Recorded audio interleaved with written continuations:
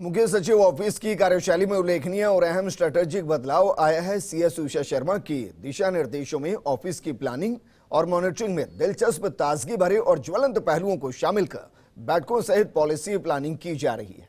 इसे न सिर्फ प्लानिंग एंड मॉनिटरिंग का दायरा बढ़ने के साथ सीएस ऑफिस की पकड़ मजबूत हुई, बल्कि बेहतरीन मॉनिटरिंग के चलते प्रोग्राम इंप्लीमेंटेशन और सर्विस डिलीवरी में सकारात्मक असर भी हुआ।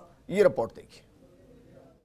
प्रदेश में इस साल के अंत में विधानसभा चुनाव होने हैं, लिहाजा चुनाव की आचार संहिता लगने में समय बहुत कम बचा है और एक्सटेंशन के बाद मुख्य सचिव उषा शर्मा अपनी और अधिक वर्कहॉलिक पारी को एंजॉय कर रही हैं। इसी कड़ी में उन्होंने सीएस ऑफिस की कार्यशैली में अहम स्ट्रैटेजिक बदलाव किए हैं। अभी तक सीएस ऑफिस का प्लानिंग और मॉनिटरिंग सेल प्लानिंग और पॉलिसी क्रियान्वयन के लिए वो मीटिंग आयोजित करता था, जिसमें वीसी के माध्यम से कलेक्टर्स को सीएस के जरिए दिशा निर्देश दिए जाएं। इसमें कलेक्टर्स के नवाचारों और फ्लैगशिप स्कीम्स की प्रगति की समीक्षा बैठकें भी होती थी। बाद में बजट घोषणा, क्रियान्वयन और फिर चिन्हित बजट घोषणाओं के क्रियान्वयन की बैठकें हुई।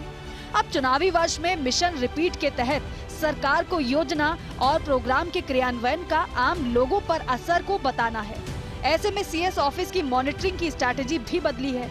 अब कलेक्टर्स या सचिवों, प्रमुख सचिवों और एसीएस के साथ मीटिंग्स के एजेंडों में अहम बदलाव किए गए हैं। इसके तहत समसामयिक और ज्वलंत मुद्दों को बैठक के प्रमुख एजेंडे में लिया गया है। सिंगल यूज प्लास्टिक पर रोक को लेकर एलएसजी को कैसे काम करना है, इसे लेकर बैठक में निर्देश दिए गए।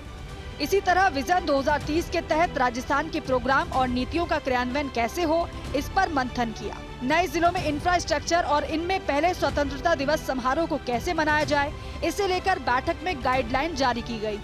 2 विभागों के अंतर विभागीय मुद्दों को लेकर सीएस स्तर पर कैसे निपटारा किया जाए, इसे लेकर बैठकें की गयी।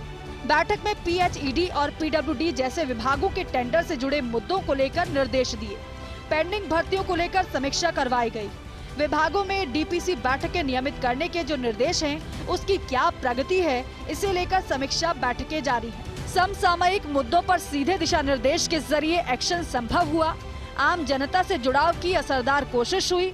एसी कमरों की उबाऊ और अति बौद्धिक बैठकों से कुछ हद तक निजात। नवाचारों को मिला बढ़ावा। नए प्लान और सोच के साथ किया गया काम। किसी भी विभाग से जुड़े कोई भी सामयिक मुद्दे सीधे सीएस द्वारा टेक अप करने से ब्यूरोक्रेसी हरकत में आई।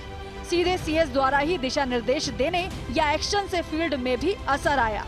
इससे सर्विस डिलीवरी का तंत्र भी मजबूत हुआ है। इस पूरी कवायद के पीछे सीएस उषा शर्मा का विजन है कि चुनावी समय में जो किया वो फील्ड में नजर आए और साथ ही आम जनता को इसके बारे में जानकारी हो।